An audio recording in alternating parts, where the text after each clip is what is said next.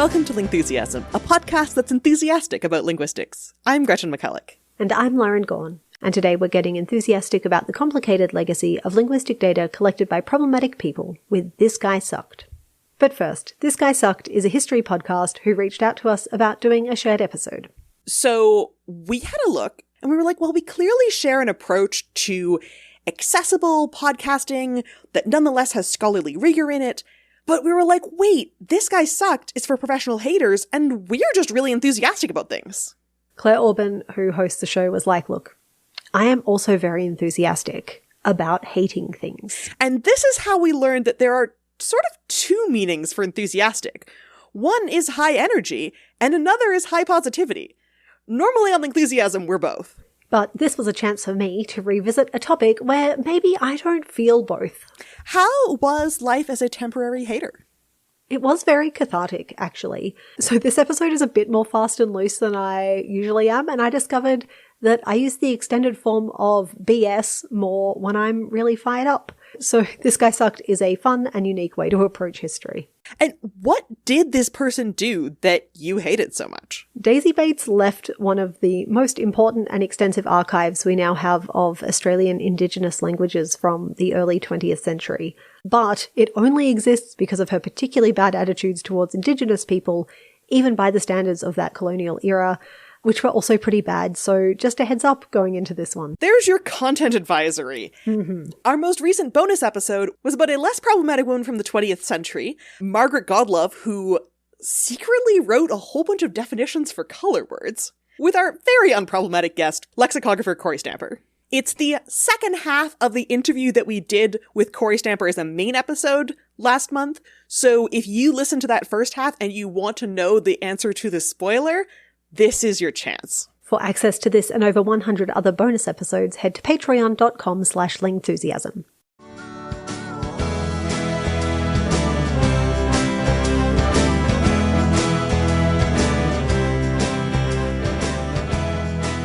Welcome to This Guy Sucked, the show where we prove that it's never too late to have haters and you can't libel the dead.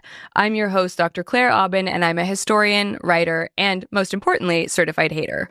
On this show, we talk about people from throughout history with legacies that need a little updating.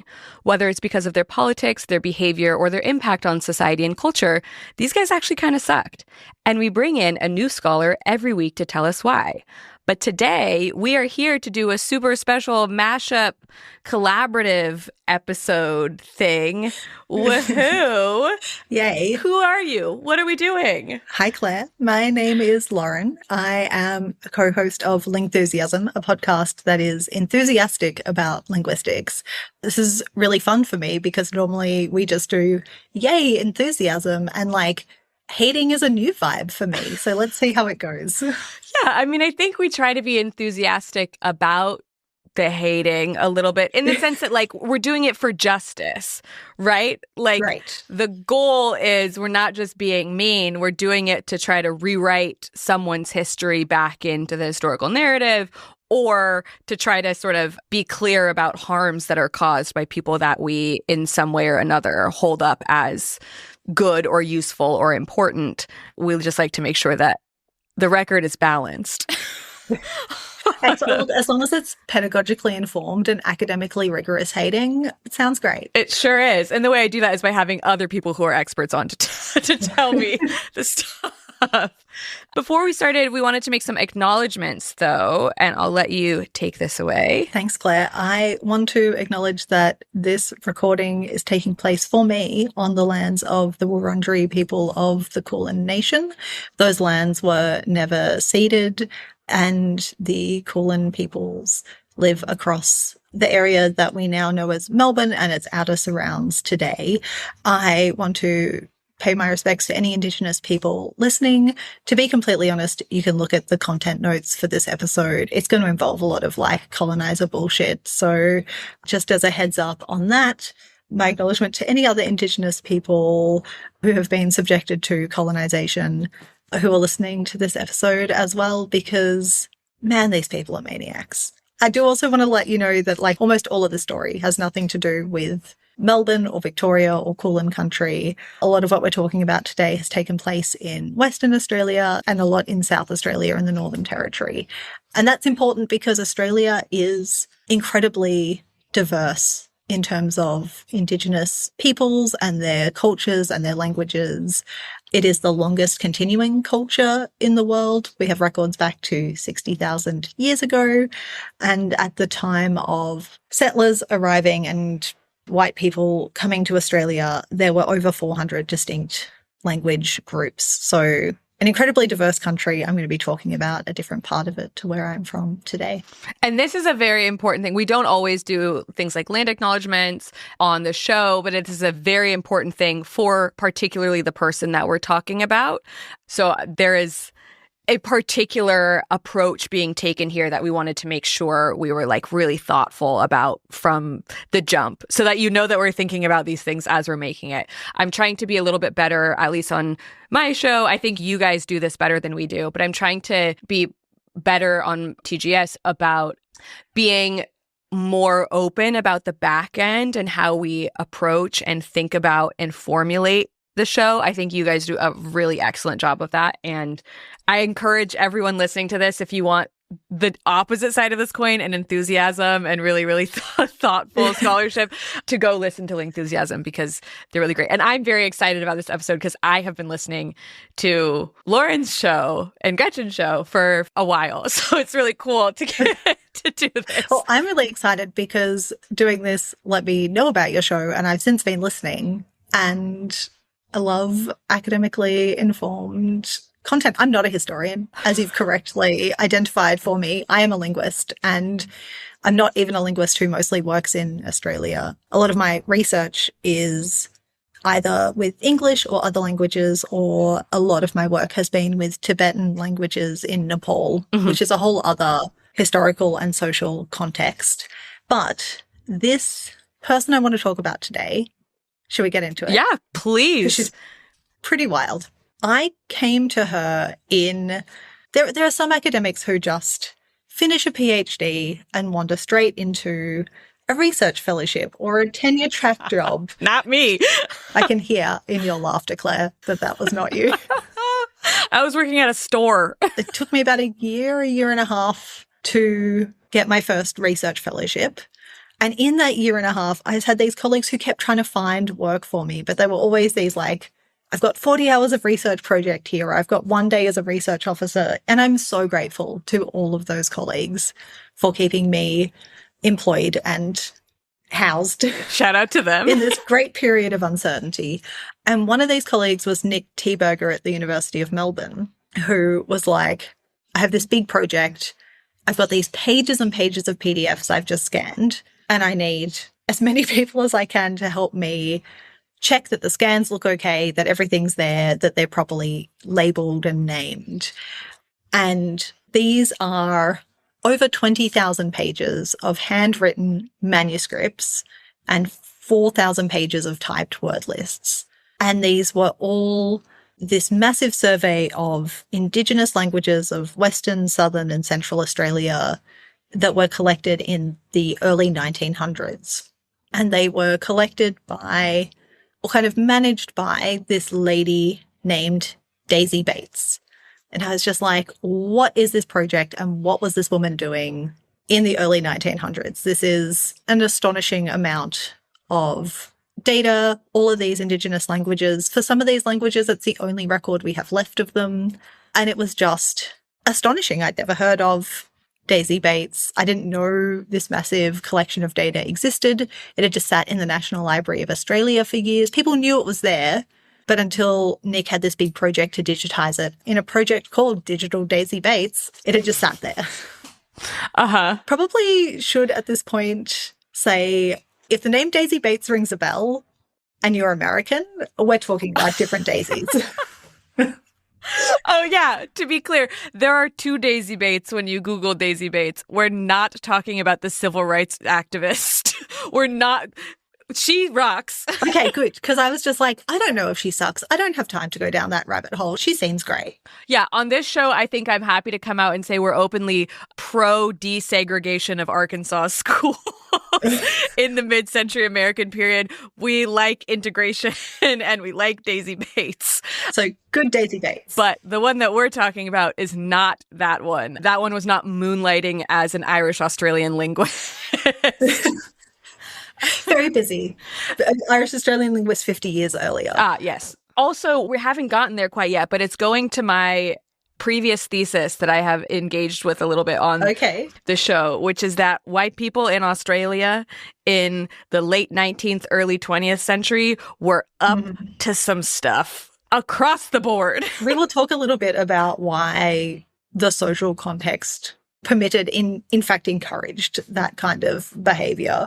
I probably sound terrible now because I'm just like, this amazing collection, some of the only recorded information we have about some of these languages and some speakers.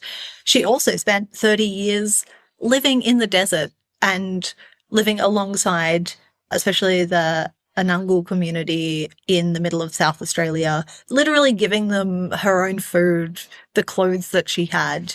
At this point, I always feel like I'm kind of losing the plot a little bit, where it's just like, is this really a guy who sucks? Like, just like coming on here to like hate on Mother Teresa energy. And at one point when I was kind of preparing for this, because I did this work like well over a decade ago now, and I was like, maybe she's not that bad. Maybe I just made up that I thought she was terrible. And then I went back and was like, oh no, it's fine. We can talk about her. She was pretty terrible. I mean, I've got some crazy news for you, which is that Mother Teresa also kind of bad, as it turns out. Okay, great. I should have seen that coming. Wild news. Everyone on this show turns out to be a little bit bad. But this is part of it, actually. And so I'm glad that you brought that up early, that part of it is like the contributions are why we know about people.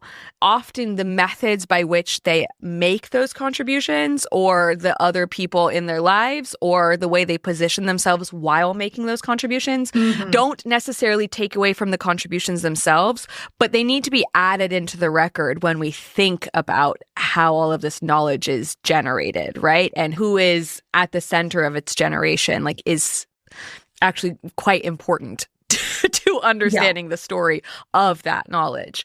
When we think about Daisy Bates, if people are not familiar with her, which many people will not be. Most Australians even. I think she had a real moment in like the 1970s.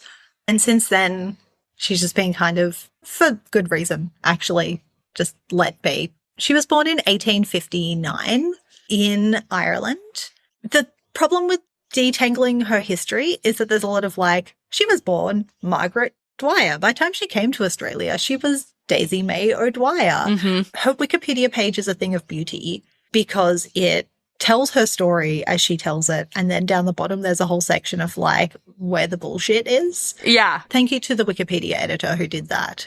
I'm just going to tell a version of her story and not worry too much about the inconsistencies, because I used to think they were important, that she was like such a liar, and I actually don't think it's that important anymore. So, I mean, it also kind of goes to something we talk about on the show a lot, which is that part of the difficulty of understanding people's legacies is that they engage in these myth-making practices while they're alive. Oh, she was so good at that. So part of the difficulty is the fact that their legacy is in part self-made. Yeah. So, yeah, it's totally okay to be like, we're going to go with what we've got, but who knows if it's real. Yeah. So at age 23 in like the 1880s, she lies and says she's 21 so she can meet the criteria for this. Irish people come to Australia for free because they're trying to bring over all these working class white people to create the white Australia that they think should be created. She works in Queensland and New South Wales as a governess.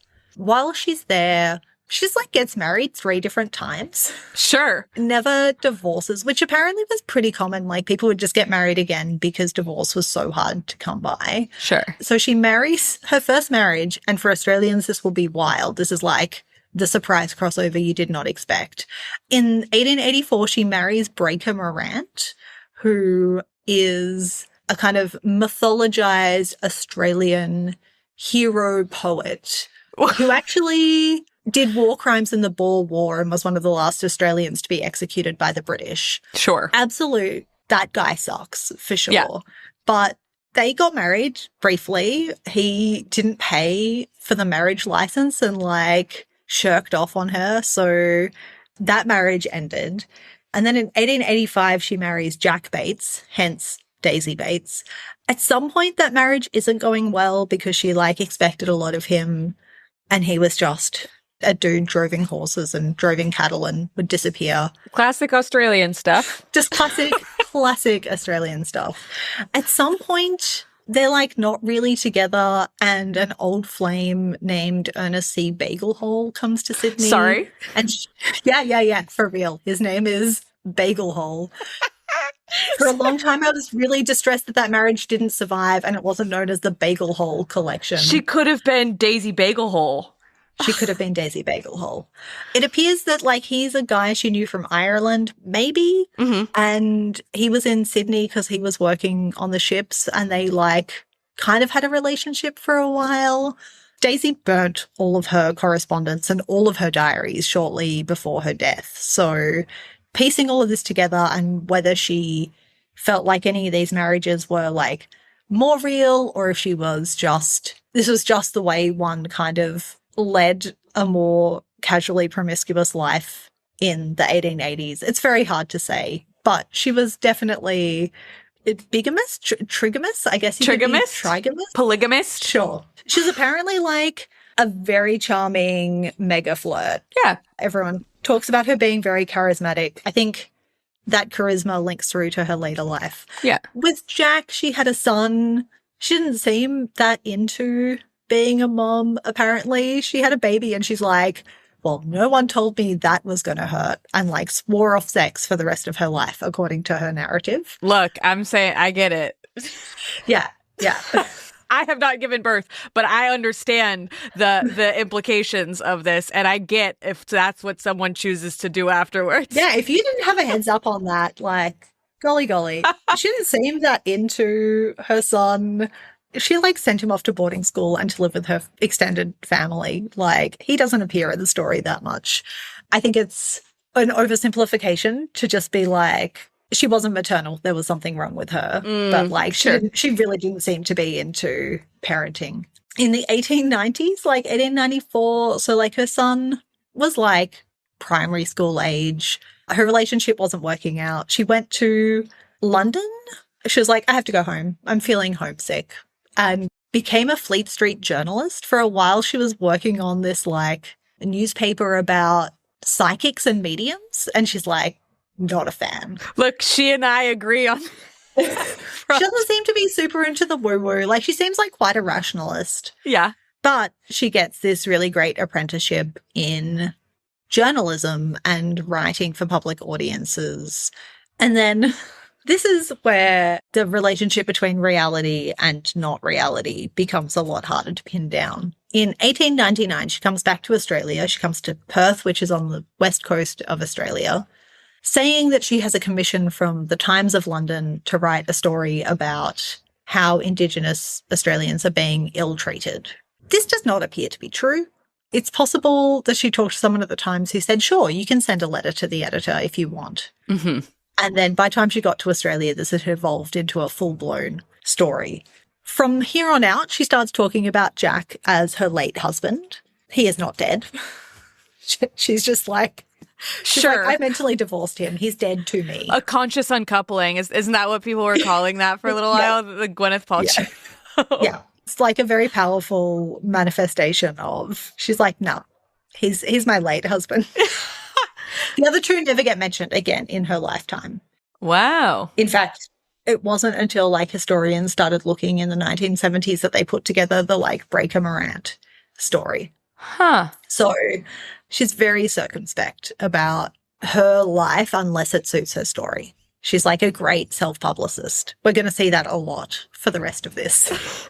So what is the context of what Australia, what, like, settler and Indigenous relationships? What is this looking like at this moment when she comes back and is like, I'm here to do my to write. So in 1899, Australia is 2 years off becoming a federated Commonwealth where we still have the British head of state as our head of state. Yeah. And we have a governor general who like acts for the king.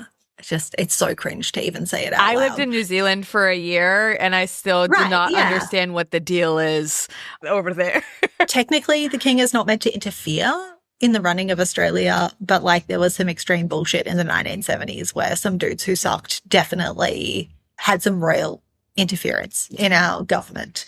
So we are a couple of years off being federated. The West, a little bit like the US, I guess, where like the East Coast was, the colonies were established there first, and then white occupation. It didn't quite go across the country because across the country, right in the middle, there's like a great big bit known as the nullarbor because there is null, arbor, no trees. Mm-hmm. It's just very hard to impose a Western way of living on that part of Australia.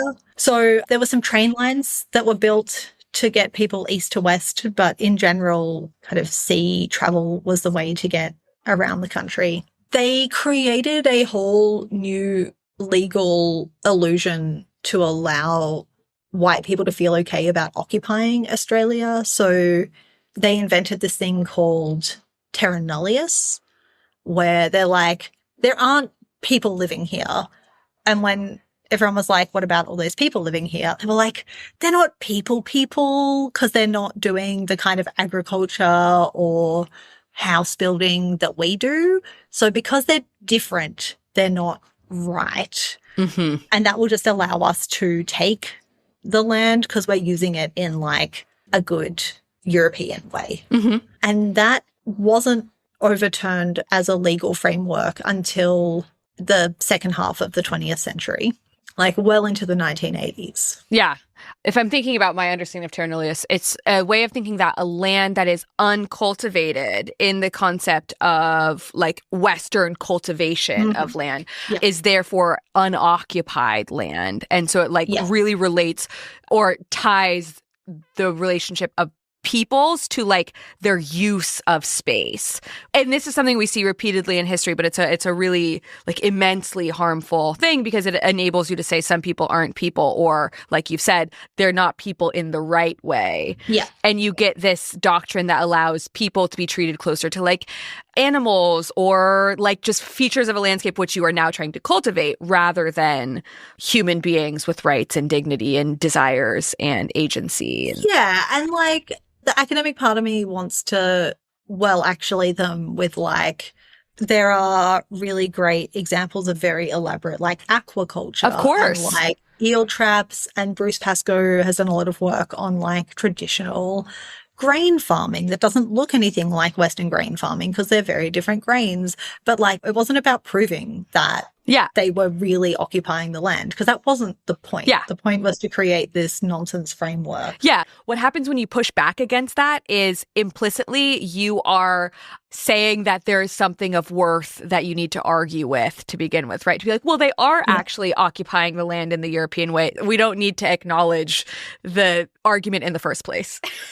Indigenous Australians weren't even counted as people. Yeah. Until 1967 when we had a referendum. So they couldn't get passports. They couldn't vote. They couldn't do all the things that everyone else living in the country could.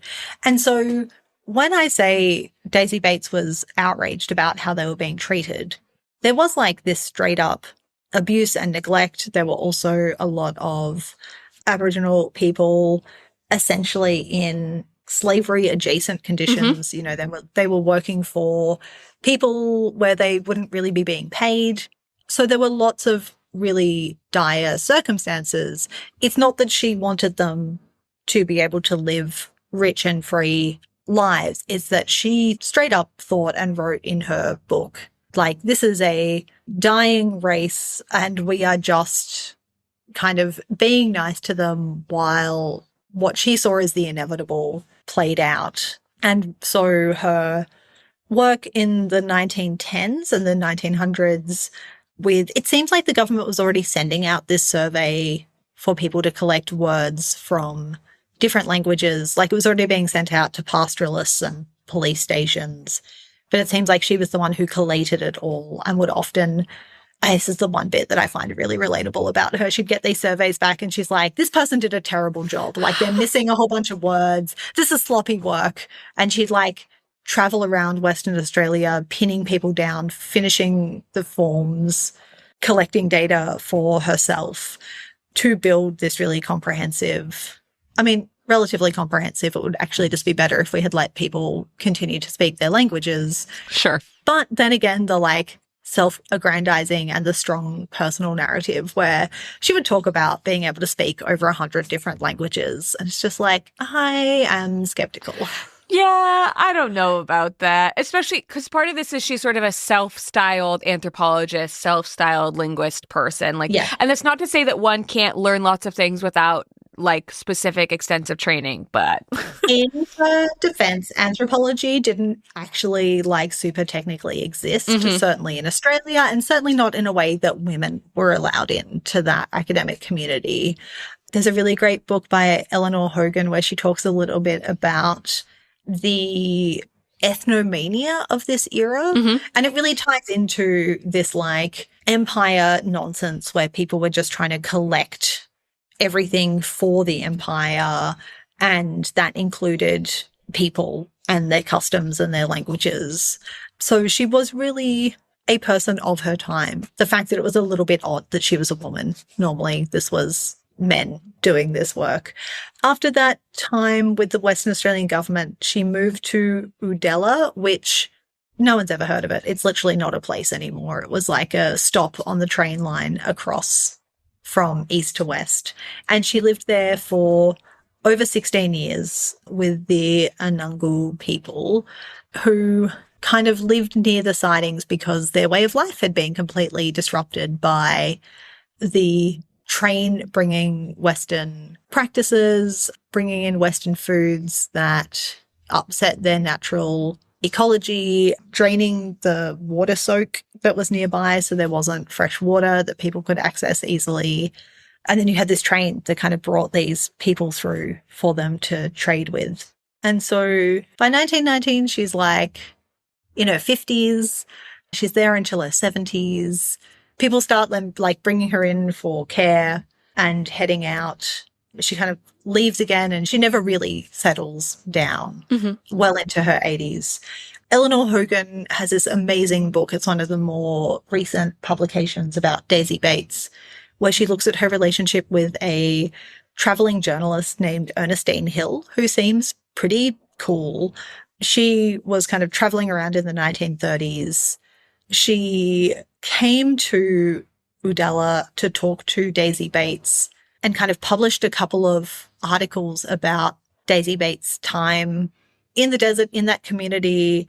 A thing she regrets is that she published this story that Daisy Bates had about cannibalism among Indigenous Australians, which, like, again, I kind of thought like, oh, maybe she just said that one time. But no, she like went on about it all the time. Sure. Which is not only unsubstantiated, but like seems pretty actively refuted by evidence at the time. Like, this is why I think Daisy Bates sucks specifically, because lots of people weren't great, but lots of people at the time were just like, we don't think this is true. There was very little evidence. One time she like sent some bones to the South Australia Museum and they're like, this is a cat. You sent us cat bones. Like, chill, lady. But this narrative of cannibal natives is like such a classic bullshit trope. There's a really great book by Larissa Barrett, who's a Indigenous lawyer and scholar, looking at this narrative of cannibalism in a different context in Queensland. But I think it's part of this recurring trope of using it to make other cultures scarier and othering them. Yeah, absolutely. We have lots of examples of this, actually, like particularly in spaces where there's like rapid colonial expansion. We see cannibalism being used. For example, in our Christopher Columbus episode, we talk about cannibalism as this trope that's being used against people in the Americas. And what's actually happening in these spaces is more often we see much more intense violence and like things like torture coming from the colonizing side against the Indigenous people, right? Like the things that they're being accused of doing more often are closer to things that are being done to them in this moment. And it's a way, I think you're totally right, of othering people and saying, well, they're doing something we find unconscionable in order to distract from the fact that we are in fact doing something unconscionable to them, right? Yeah. It's just like such a bingo card. Yeah, I mean, it really is. Also, everything you've said about Daisy Bates so far reminds me of an episode that I highly recommend people listen to, actually in conjunction with this, which was with Rhiannon Garth Jones on late 19th, early 20th century Orientalists in places like Iran and Iraq, where they're doing the same thing. They're like, oh, we're paying attention to the art, to the language, we're translating their poetry to show that they are this backwards place, and we're taking this and we're sending it back to the imperial core. We're sending it back to like the governments that we work for or the journals that we work for in these cases, the UK at this point, or Ireland, where saying like we're sending this back there in order to then justify actually the actions that are being taken in these spaces, these like incredibly violent things that are happening there. Yeah. There's one of these women named Gertrude Bell in Iran who's doing almost the same thing that Daisy Bates is doing, which I find fascinating, that they're both women who are like, okay, well, I'm going to go far away from home where I can be this thing that I couldn't necessarily be back there and be a girl boss in the wild. And like Gertrude Bell, for example, is doing the same thing in Iran, where she's like, well, I live out in the desert with these people and I really understand their way of life. And you're like, and I think it's really important that they are women for this narrative. Like, so she was given a Most Excellent Order of the British Empire, a CBE, in 1934 for this incredibly paternalistic, but like it's the maternal spin of like this woman in the desert, looking after her. She talks about her natives. yes. To use a term that got used at the time that doesn't get used in Australia as much. And like the thing I haven't stressed enough possibly is whatever image you've had of her, you have to, she's actually this like incredibly tiny woman dressed as Mary Poppins. Like she's in full Edwardian governess gear and she never gives this up. And I think like, she really understood the power of the personal brand before celebrity was a thing. Like clearly an incredibly strong and resilient woman, like out in incredibly hot, arid conditions in full Edwardian bone corset. Like that was not comfortable. But there was something really compelling to people about this woman and this like tension between this incredibly edge of civilization as it was conceptualized place, but while completely from another era and completely refined and all this decorum. And you're able to be photographed, for example, in this case, like around people who are dressed for the environment that they're in and be able to be like, look at how civilized I am. Look at who I am, especially this maternal feeling that I have towards them. Not my own son, but these people that I have. And she talked about like just her presence would be a civilizing influence. And oh, just God. Like, wow, what a mindset. Yeah, for sure. And I think that's visible when you look into some of these things. In the research I did ahead of time, I was thinking about this dying race thing that you brought up earlier, this idea that like her research follows this narrative that assumes these Indigenous cultures are sort of inevitably disappearing. Like this is an inevitable disappearance. And she's doing this like pastoral thing to help them as they are in cultural hospice, right? Where she's like, the most I can do is catalog all of this and look at how wonderful I am for doing that and how much I love you for that. Instead of being like, this is a living, evolving society that I can help to thrive and grow and, you know, work against. And we've just stuck a like giant stick in the gears of Yeah. this society. Like, we've completely ruptured it, and then we're surprised that it's a ruptured society. Wow. Yeah. You'd be like, this thing, society is dying. Who knows what killed it? You know, which is just wild. Like, is a wild formulation for this. In 1939, she publishes her book called The Passing of the Aborigines, just in case you weren't entirely sure that she thought this was a doomed society. And not a word we're using that much anymore. Am I right? On because some of these things differ across countries and spaces, right? I don't think we're using that word, right? So Aboriginal and Indigenous are pretty, like, different groups have different preferences. Yeah. There's a bunch of sub-preferences. We also distinguish the Torres Strait Islands right up the top of Queensland.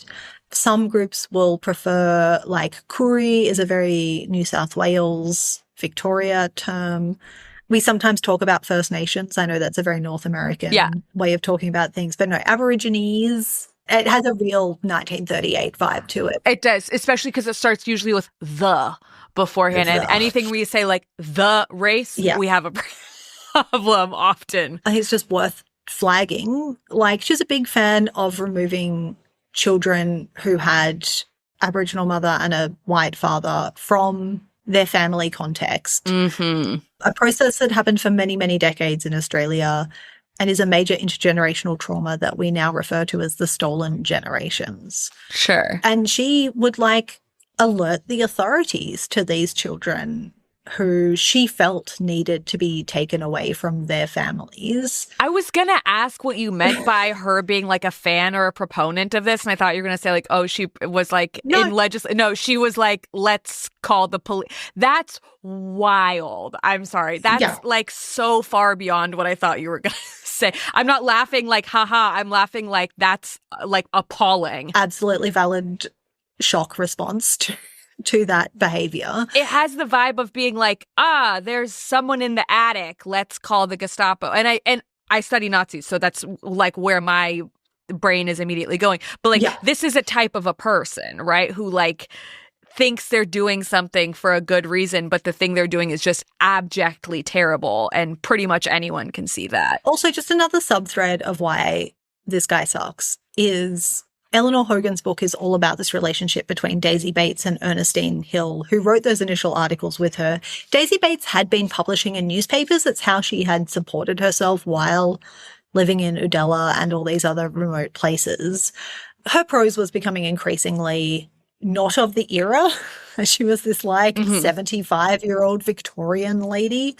And so Ernestine wrote those couple of articles with her and then essentially co-wrote the book with her, which started as a series of newspaper articles, became the whole book. And Daisy Bates just gives her no credit. She refers to her briefly at some point as her typist. You know, the academic, the scholar in me is even, I don't like this woman at all. I already did. No, but she just had this, like, absolute sense of self-importance. Yeah. And, like, Ernestine Hill, very famous in Australia in the early 20th century for her prose. Mm-hmm. And, like, it is a horrific book in terms of content, but there's, like, quite a bit that's quite well written and it's very engaging and it's rollicking and you're just like, oh, that makes complete sense. Like, that explains why that book was so well regarded. It was considered a bestseller. It was continuous, like, pretty much basically in print until the mid-1970s. My copy is from a reprint in 1966. And she not only responded to, but actively fed in the public imagination this narrative that still absolutely harms Australia's understanding of itself until today. And I think, like, I haven't really thought about Daisy in the decade or so since I last did a little bit of work on her. And as I said, I don't necessarily research in Australia, but now that I work in Australia and I teach in Australia, and for me, returning to this story is part of an ongoing process I'm trying to engage in educating myself, doing better by my discipline and by my students to understand the historical context of Australia and drawing a line directly between the kind of narratives Daisy Bates engaged in and the kind of things that especially non-recent migrants and non-Indigenous Australians need to really unpack. Like, we still have like massively high rates of Indigenous incarceration. Mm-hmm. The stolen generations is considered historical, but we still take like a massive number of children out of their family context into like the foster home system every year. Like, that's still just perpetuating this kind of attitude towards Indigenous Australians. So I've been thinking about the best moment to bring this up. And when you talked about her not properly crediting one of her collaborators, I have a question about like linguistics in general and how the field works in relation to her. When I was doing research, I started to kind of feel like the way that Daisy Bates is talking about people who she is ostensibly working with or getting information from, she's treating them like subjects and informants rather than as collaborators in this project that she's working on. Oh, absolutely. Does the field now do a better job, do you think, of crediting the people that you're learning from as like sort of collaborators in your learning? Is that more normal? Yeah, there's definitely a lot to reflect on in Daisy Bates' work. Like, not only in my understanding of like Australia's colonial history, but also in like linguistic colonial history. My summary would be that individuals are better at thinking about their relationship with the people that they're working with. As a field, I think we generally would love to see more and try to encourage more people to work with their own languages to like change that power relationship. But institutionally, I think institutions are just so slow moving. It's hard to always necessarily have that play out in a more fully fledged form, if that makes sense. Mm-hmm. So like, I think individuals are better at crediting, making people visible. Not always. I had this project with colleagues where we looked at the genre of descriptive grammar writing. This is where you write about the full grammar of a language, not just word lists like Daisy Bates did. As like, even 10, 20 years ago, a shocking number of grammars were written where it's like, I don't know the names of the people you spoke to. And that feels like... What? That feels like a bit of a problem. Like, there were some grammars where we were like, does it count that they talk about some people in the acknowledgements? As like making visible the work those people did? No. This is so wild to me because like our fields are so different, obviously, like in many different respects. Yeah. But you could not get away with that in history now. Right? Like the whole thing is the source. The whole thing in history is who is saying something. I think the PhD grammars we looked at were doing better. Like, I think the genre moves so slowly and the researchers are doing better. The other thing that I think really has caused me to reflect a lot in this narrative is that the field that I work in, which is documenting and describing languages, we talk about it a lot as endangered language documentation. And there's been this whole reckoning in the last, kind of since I've been a graduate student. So in the last 15 years, there's been this reckoning with what does it mean when we're calling these languages endangered?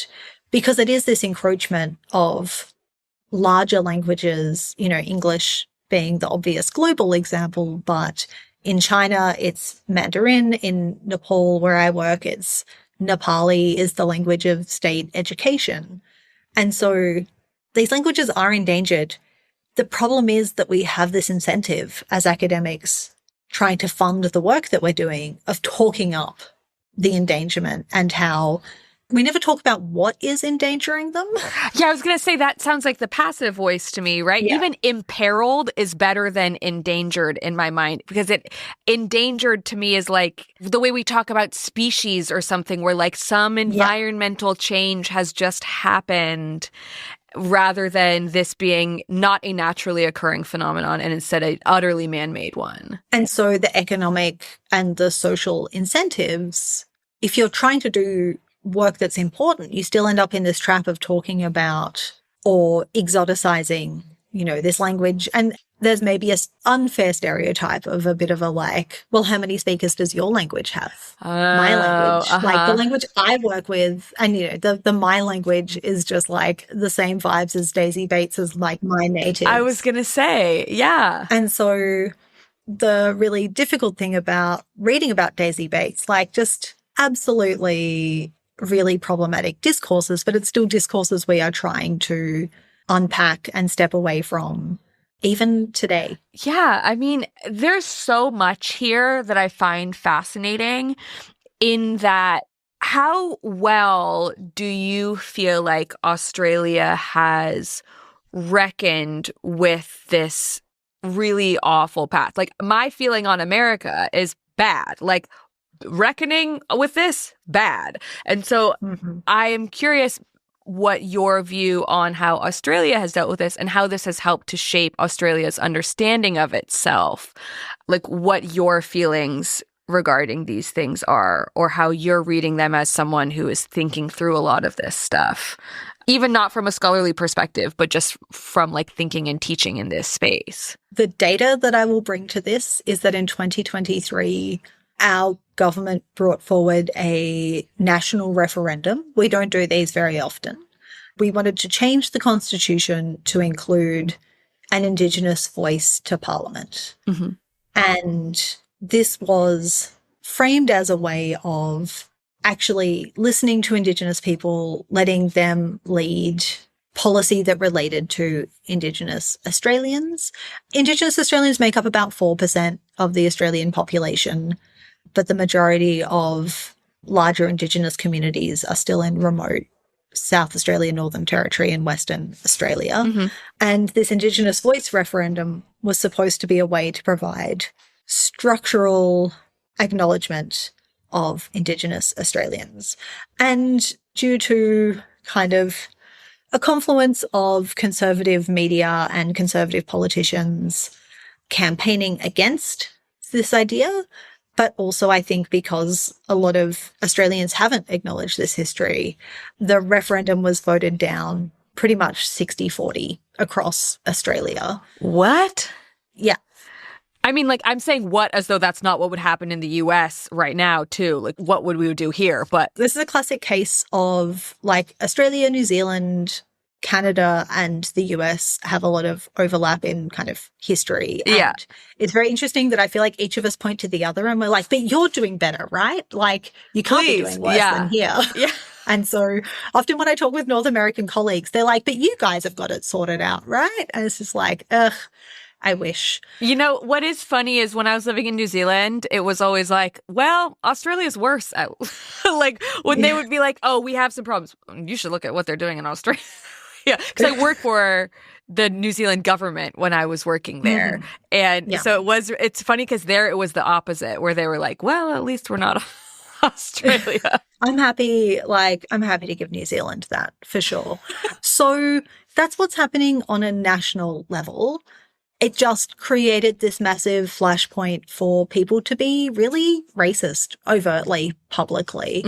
So what a lot of Indigenous Australians have asked for, and like, I couldn't find a single person saying anything nice about Daisy Bates, who was Indigenous. They're possibly out there. I'm sure she had some personal relationships. But in terms of what Indigenous Australians want, again, this is not everyone, but we have something called the Uluru Statement from the Heart from 2017, in which they lay out very clearly the challenges Indigenous Australians are facing, the rich diversity of Indigenous culture, but also that what they are asking for is truth-telling, treaty, and a voice. And I think in some ways putting that referendum for a voice ahead of the truth-telling really didn't help, because a lot of people aren't receptive to the truth at this time. In Victoria, we have gone through a truth-telling process with the York Justice Commission, in which our Premier stood up and was just like, I didn't quite realise that those massacres happened, or the effect that this has all had. Is just like, this is progress. And from the work from the York Justice Commission, a treaty was signed in 2025 in Victoria, which is a step towards the formation of a voice that is framed around a mutually shared set of agreements and expectations. So things are happening, but this pernicious narrative. I was just listening to a podcast episode the other day with Sue Ann Hunter, who's our new National Commissioner for Aboriginal and Torres Strait Islander children. And she was just like, our kids are still really dehumanized. And I was just like, oh, like absolutely a direct line between what Daisy Bates was doing and the challenges that Sue Ann Hunter articulates. And you're just like, ugh. So much work still to be done. Yeah, I mean, even the word voice I find very interesting here in this context, like thinking about Daisy Bates and the idea of like, we want a voice, right? Because there's also this person who's going around being like, well, actually what we can do is erase the people who speak the words that I'm collecting, right? We can just divorce the words from the people who use them or the grammar from the people who use it, etc. And we can separate these and we can preserve just the word and not the voice that speaks it, right? Not the person as a collaborator. They're an informant. They don't have a voice. I just find just the word voice really interesting in this context too, because even being like, well, we want not just to say, but a representation when we get to say something or ask for something. We want actual representation. I find fascinating. And the fact that it's still like, no, like, you should be represented in some way, but you aren't the person who gets to represent you, fits with Daisy Bates' approach to all of this. Because I was also finding things like within her personal narrative, right? Like she's saying that the Indigenous people she's working with, she's saying that they're calling her grandmother and that they have this like sweet familial relationship to her. Which is probably because she was just handing them foodstuffs that they needed. Well, also, like maybe it's a situation where like every old lady who's hanging out with you is great.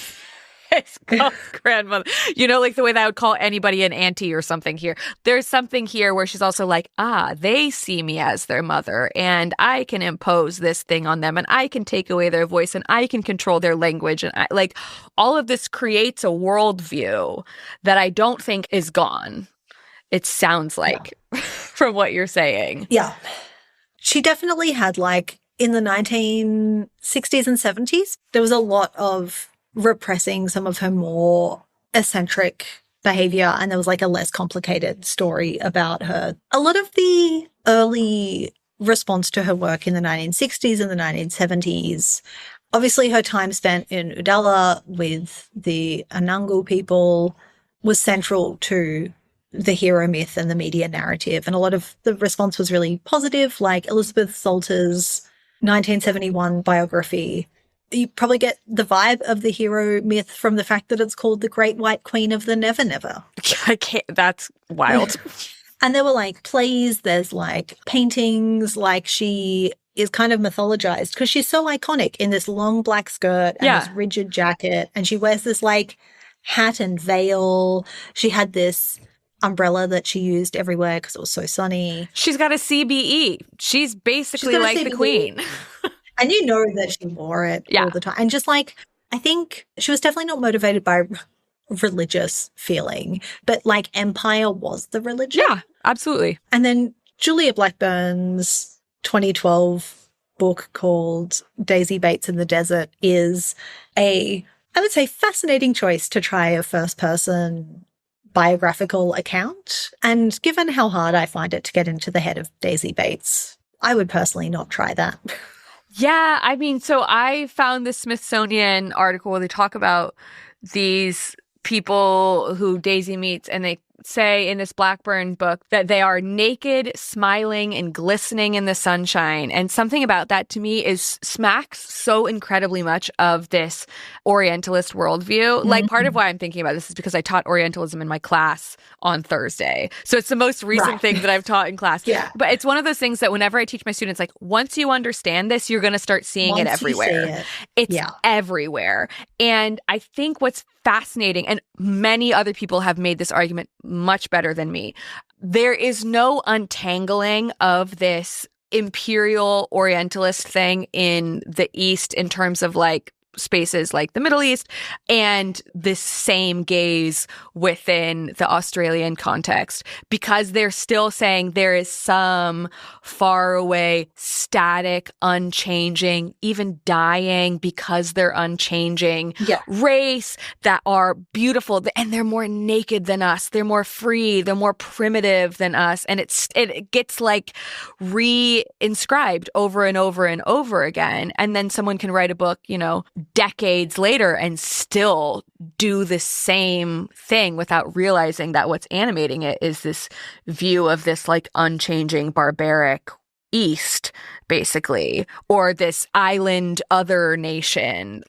It's so wild to me that you could write that like not that long ago and still be doing it, basically. Yeah. And I think like there's something really hard to get your head around with Daisy Bates where you're like promiscuous, polygamous, like, and then there's like prim and proper, but like just motivated by her own self-interest. Yeah, whatever she wants to do, she can do, basically. Yeah. This is so fascinating. And I feel like it's one of these episodes where I emerge being like, I'm going to be thinking about this for a while afterwards, right? Because like it really does have some resonances with present cultures that I like. Some episodes I'm like, yeah, obvious, draw a line, whatever. And other episodes I'm like, oh, this one's going to stick with me and it's going to be one where I notice it a bunch after this. Yeah. And when you were like, who do you want to talk about? And I was like, all these years later, like she's still with me.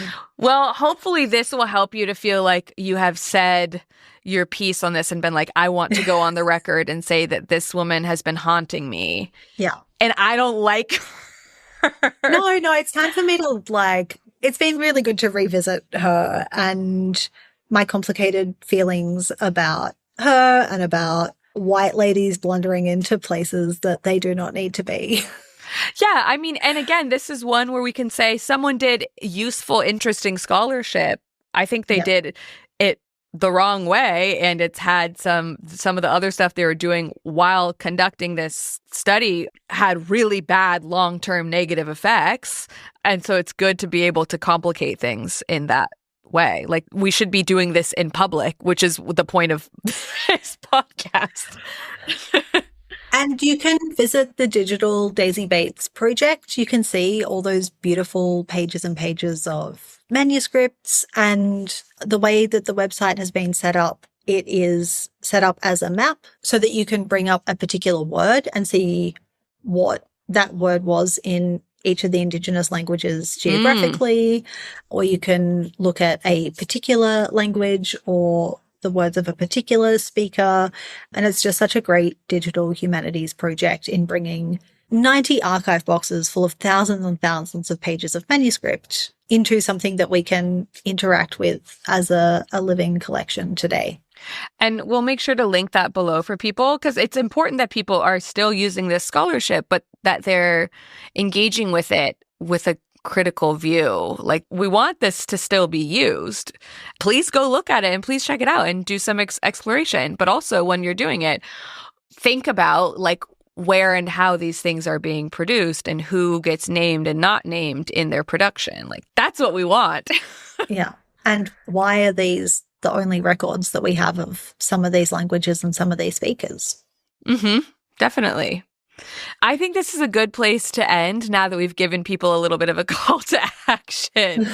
Thank you so much for this. I'm so happy that we are able to make this happen and have this conversation. And it's given me a lot to think about. Thanks, Claire. This has been more fun and cheaper than therapy. That it usually is on the show. This is going to go out as a collaborative post on Patreon for people who are listening on our respective feeds elsewhere. It will be there too. But both of our podcasts will be linked everywhere below if anybody wants to check out Lauren's, or from Lauren's show if they want to check out mine. And thank you to everyone who's listening to this. And remember, if you encounter someone in Australia in history in the end of the 19th, beginning of the 20th century, you should be suspicious of that.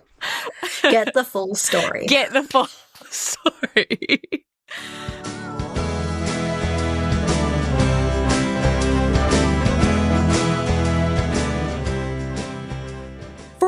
Lingthusiasm and links to all the things mentioned in this episode, go to lingthusiasm.com. You can listen to us on all the podcast platforms or lingthusiasm.com. You can get transcripts of every episode on lingthusiasm.com/transcripts, and you can follow @lingthusiasm on all the social media sites. You can get scarves with lots of linguistics patterns on them, including the International Phonetic Alphabet, branching tree diagrams, Booba and Kiki, and our favorite esoteric Unicode symbols, plus other Lingthusiasm merch like the Asking About Linguistics badges and t-shirts at lingthusiasm.com/merch. I can be found at GretchenMcCulloch.com. I'm on social media at GretchenMcCulloch.com on Blue Sky, at Gretchen.McCulloch on Instagram. My blog is allthingslinguistic.com, and my book about internet language is called Because Internet. My social media and blog is Superlinguo. You can follow our guest Claire Aubin and listen to her podcast about more historical guys who sucked at thisguysucked.com. Lingthusiasm is able to keep existing thanks to the support of our patrons. If you want to get an extra Lingthusiasm episode to listen to every month, our entire archive of bonus episodes to listen to right now, or if you just want to help keep the show running ad-free, go to patreon.com/lingthusiasm or follow the links from our website.